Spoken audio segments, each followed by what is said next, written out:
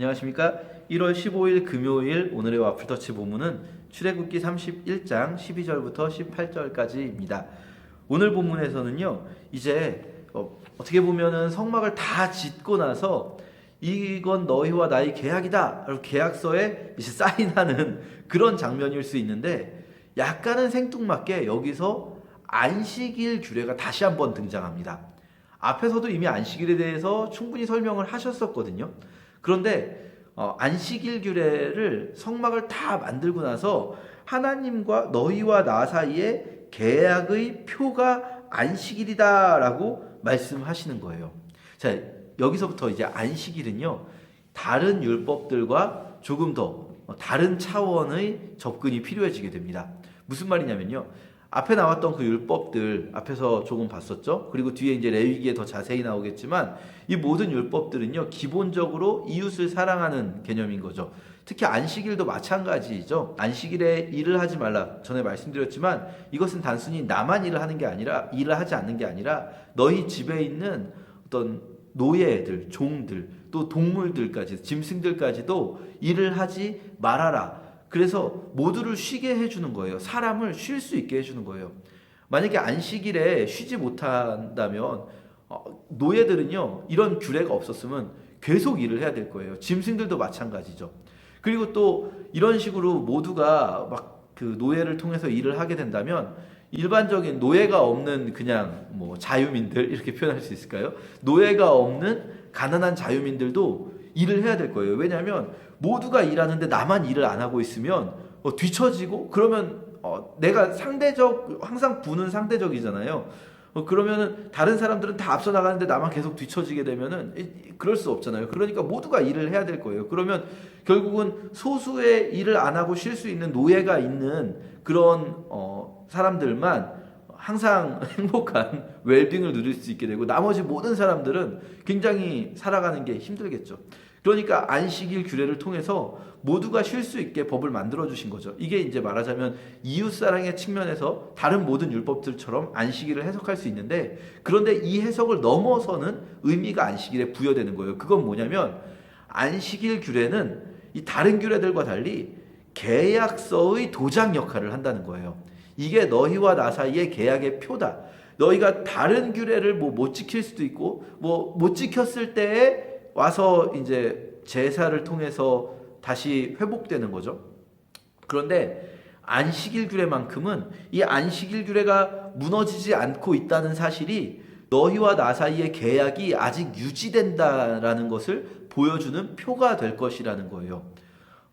그래서요, 사실 이스라엘이라는 나라는 AD 70년에 로마에 의해서 완전히 무너진 후에 1945년에 다시 건국될 때까지, 2차 대전 후에 48년이죠. 건국될 때까지 2000년 가까운 시간을 이 사람들은 나라가 없이 지낸 민족이었어요. 보통 그렇게 되면 어떤 일이 벌어지냐면 그 민족이 사라집니다. 여러 지역에 흩어져서 살다가 민족 색깔 자체가 사라지게 되는 거죠. 사실 사는 지역이라도 고정돼 있으면 그 지역에서라도 계속 살게 되면은 민족이 안 흩어질 텐데, 유대인들은 뿔뿔이 흩어져서 살게 됐거든요. 그러니까 이 민족이 사라질 만도 했을 텐데 사라지지 않았어요, 유대인 민족은. 그래서 많은 사람들이 이야기합니다. 그 2000년 동안 유대 민족이 민족적인 정체성을 유지할 수 있었던 이유는 일주일에 한 번씩 매주 모였기 때문이다. 이 안식일을 열심히 지켰기 때문이다. 그래서 유대인이 안식일을 지킨 게 아니라 어떻게 보면 안식일이 유대인들을 지켜줬다, 이렇게 말할 정도입니다. 그만큼 이 안식일이 그들로 하여금 그들의 항상 매주 상기시켜주는 거죠. 우리는 하나님과 계약을 맺은 백성이다. 이것을 매주 상기시켜주는 겁니다. 그래서 우리도요, 어쩌면 이렇게 자주자주 하나님을 만나는 것, 어떤 행동을 하는 것, 이것을 통해서 하나님과의 계약을 상기할 수 있을 것 같아요. 내가 하나님의 백성이다. 그런데 왜 하필 안식일일까? 다른 여러 행동들이 있잖아요. 다른 여러 율법들이 있잖아요. 근데 그 모든 율법들 중에서 왜 하필 안식일 규례였을까? 이걸 좀 생각을 해볼 필요가 있을 것 같아요. 아까 제가 어떤 행동을 하는 것을 통해서 매주 일주일에 한 번씩 하면은 우리가 잊지 않게 되잖아요.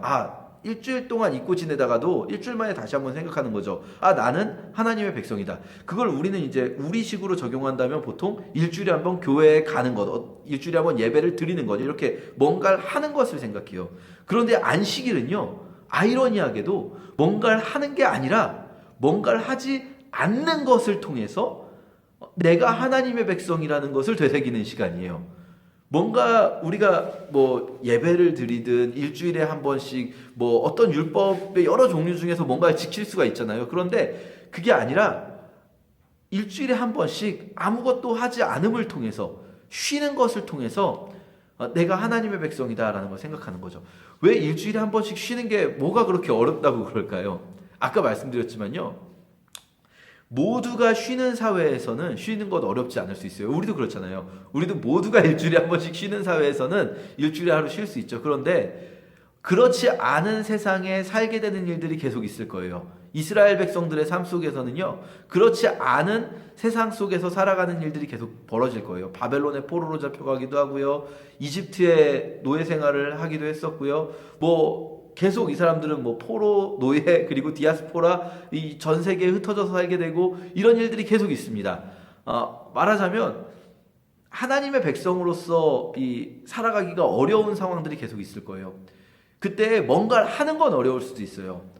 그런데 그들은요, 그 속에서 하루를 아무것도 안 함을 통해서 자신들의 정체성을 유지해야 해요. 근데 뭔가 아무것도 안 하는 거는요, 뭐랄까요, 뭔가를 해야 되는 상황보다는 쉬울 수 있지만 사실 마음은 더 어려울 수도 있어요. 왜냐하면 다른 사람들이 막 일을 하거든요. 다른 사람들은 나를 앞서가거든요. 내가 가만히 멈춰있는 하루 동안 다른 사람들은 나를 앞서가고 추월할 거예요. 그렇기 때문에 하루를 일을 안 하고 쉰다는 것은, 특히 이런 어떤 본인들이 주도적이지 못한 세상, 자기들이 다른 나라에 가서 타국에 가서 살아야 하는, 디아스포라로서 살아야 하는 그런 세상에서는 사실은 더 어떻게 보면 뭔가를 하는 것보다 마음이 힘든 일일 수도 있어요. 하지만 유대인들은 이것을 지켜냈어요. 끝끝내 지켜내는 거죠. 어떻게 보면 아무것도 하지 않음을 통해서 이들이 고백할 수밖에 없게 되는 건 뭐냐면, 내가 이렇게 하루를 쉬어도 내 삶의 주인은 하나님이시다라는 거예요. 내가 오늘 하루 발버둥 치면서 일을 해서 남들보다 뒤떨어지지 않으려고 하는 것보다 더 중요한 것은 오늘 하루를 통해서 하나님이 나의 주인 되심을 고백하는 것. 그렇게 사는 것이 내가 진정으로 어떻게 보면 뭐랄까요, 이 세상 속에 살아남는 방법일 수 있는 거죠.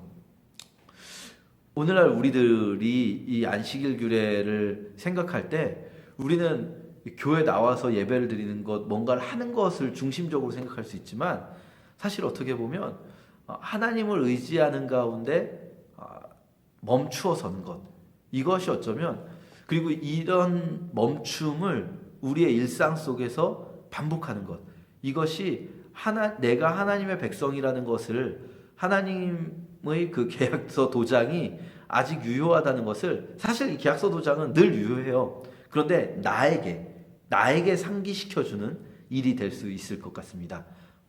오늘 하루도 우리 스스로에게 나는 하나님의 백성이다, 내 삶의 주인은 이 세상이 아니라, 이 세상이 아무리 나를 추월해서 막 나가는 것 같아 보여도 내가 똑같이 움직이는 것이 아니라 내 삶의 주인이고 나를 살게 하시는 분은 하나님이시다라는 것을 고백하고, 또 그것을 경험하는 이 안식을 우리가 늘 누리기를 축복합니다. 감사합니다.